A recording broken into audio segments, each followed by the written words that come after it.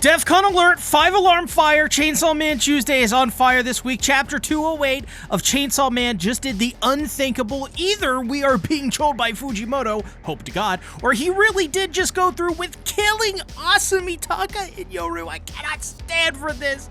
I need a support circle stat. Pronto, comments now, I'm literally gonna die. Listen, I think I need emotional support. Getting this video to 500 likes and maybe 33 new subscribers will probably get me through the week. Probably. Actually, it won't. I changed my mind. Nothing is gonna help me. So, this chapter picks up from 207, in which Falling basically asserts dominance via T-posing, and you gotta give it to Fujimoto, man. I think this guy, he's in love with the Falling Devil because you can't look at this image and not immediately come to the conclusion that he wants his pelvic region turned into dust. Like, get this man a 6-foot-tall woman pronto, or else he may shrivel and die. Falling then asks them, satisfied? Which shows that she really can't be defeated by either Denji or Yoru, or even Asa for that matter. But it did in a way give them time and bring Denji back to his senses a bit. So the sense is that Denji and Asa Yoru, as Denji puts it, are on the backbeat, and word on the street, however, is that there is a perfect explanation for Yoru's all-out attack being no match for Falling's, Dami-Mami powers. Falling explains it pretty simply, really. The fear of falling is instinctual, and humans are aware of it the first moment they gain consciousness. And while war is more of a concept created by humans, I found this pretty interesting because my view of it, at least it has been for a while, is that war is just a representation of conflict, which, much like fear of falling, is something every human feels. Though, I guess you could, in a way, rationalize this as war being just another representation of the idea of falling. In other words, falling is the ultimate instinctual fear which would inspire war to happen in the first place. Though, honestly, the more I think about it now, if the names are more literal in meaning, then the idea of conflict is totally different from war. War could be more seen as a game like chess. If that is the case, then that would make sense too, I guess? I don't know, guys. I'm sure I'm about to get a billion comments trying to tell me I'm stupid, which no doubt I am, but I'm just thinking out loud here and trying to work it through my noggin. Please be gentle. I'm basically Kobeni in real life. It took me 2 months to go through calling my college to set up classes last week. I also love Yoru's response, which is just so Fujimoto. She basically just says damn and damn it, which, yeah, I like this style of writing because if this were like a JJK or Demon Slayer, my two favorite shonen on the planet, BT dubs, you'd probably see Tanjiro or Itadori go on a 5-minute monologue about what Falling just explained. But no, it's pretty obvious, so we don't need to waste that much time. Plus, it gave us these pretty badass Yoru faces too. Honestly, I cannot wait to see Yoru with her hair down in the anime in, about 69,420 trillion years, but Falling, figuring out that they're going to interfere, decides it is best to only have them sustain minor injuries. And this is yet another example of Falling's restraint in dealing with these two, as her goal is to only plunge humanity into an abyss of terror, not kill either of these two. It shows on one hand her gigantic fleshy tentacle energy because she knows she is more powerful, but it also is interesting and shows she's a woman of priorities and doesn't see either of the two as a threat to their ultimate goal.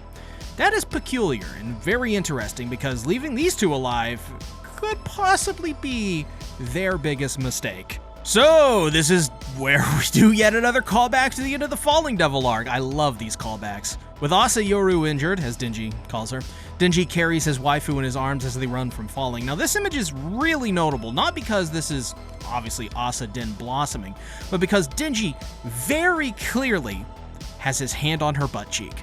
Now, I'm not a rocket scientist or anything, but you know for a fact that Denji was absolutely using this as an excuse to cup a cheeky cheek. I could absolutely see Denji making this a priority in a life or death situation. This is Denji after all. Ass, in some ways, is always his priority. He tries to get Yoru to make a motorcycle, but she needs to see one to make one, so they are pretty much out of options now as Yoru shoots the blades out of the sky that are coming at them. A nice little detail is Denji calling her Asa Yoru, which reaffirms that Denji has yet to be informed of how exactly their split personalities work, I think. He just sees them as the same person.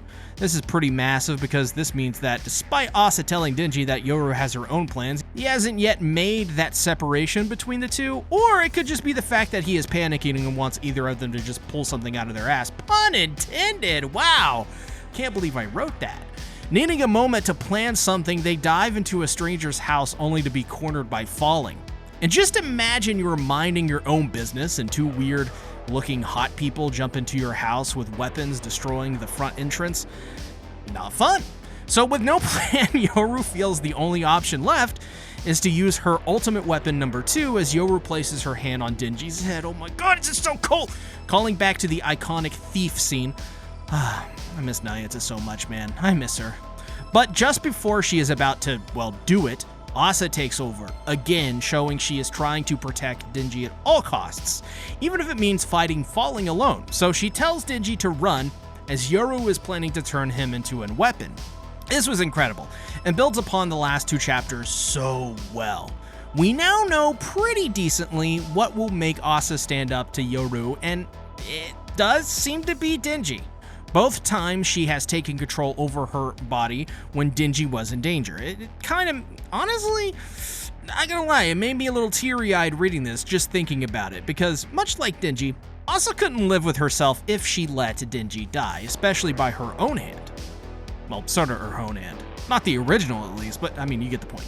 But in a twist that neither I nor Asa were expecting, Denji tells them to go ahead and do it, because if it will lighten his sins and take away at least some of his burden, then he's okay with it.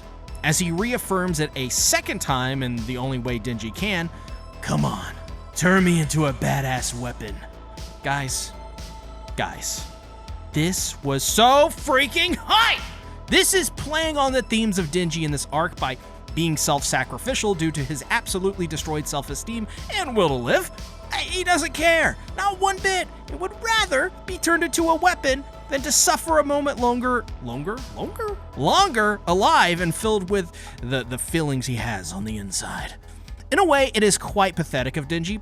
Also very understandable, because when you're at a low like that, a low that I've experienced many times and kind of am going through right now, it is really hard to figure things out. But that feeling of being of use in any way, if it means being used to some degree, is both a salvation and a bit of a wrong choice.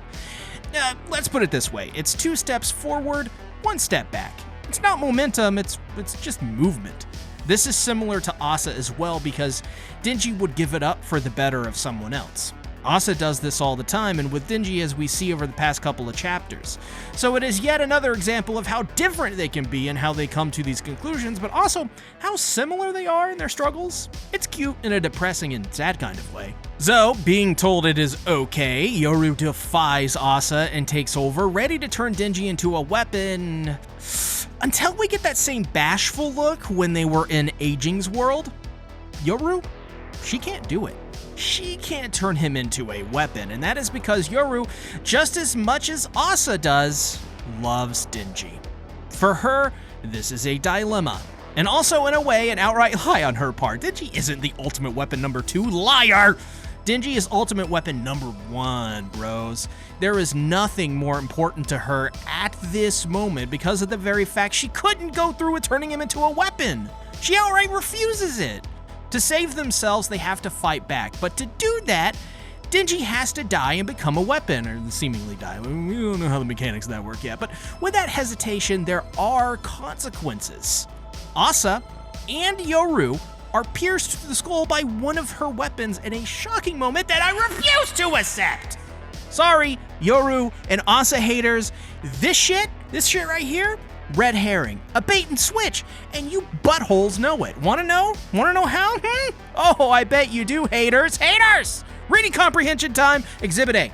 Denji was stabbed in the head a lot by Kishibe, and it took power beating the sense back into him to come back. Not only that, but you goobers are dumb. Dumb, and I'm not in denial. Denji was quite literally turned into a bust by Rize in the Bomb Girl arc, so shut up!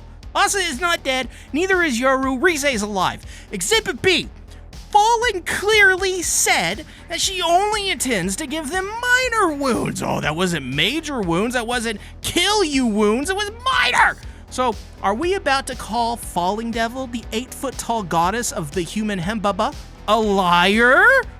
You frauds! Falling would never lie because her hips don't lie, silly. Hips never lie. Exhibit C. Well, this is clearly a setup to have Quan Chi, Kobeni, Kishibe, Rize, and for some reason, Beam, best boy, to return and wreck shop. Think about it, think! Also, Exhibit D? Exhibit D's nuts.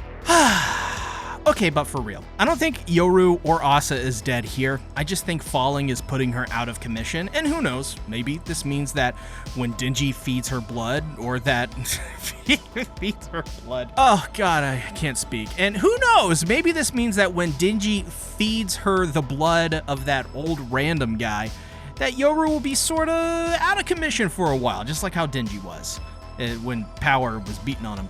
This could mean that Asa and Denji would now be on the run and must think of something. But I do also think that this could be the moment where Denji snaps out of his malaise and is forced to face the consequences of his actions and think fast to save Asa and Yoru. It could also be a gigantic breakthrough moment for Denji, an honest-to-God, come to Jesus moment, where Denji begins to understand more deeply the value they bring to his life, mainly Asa.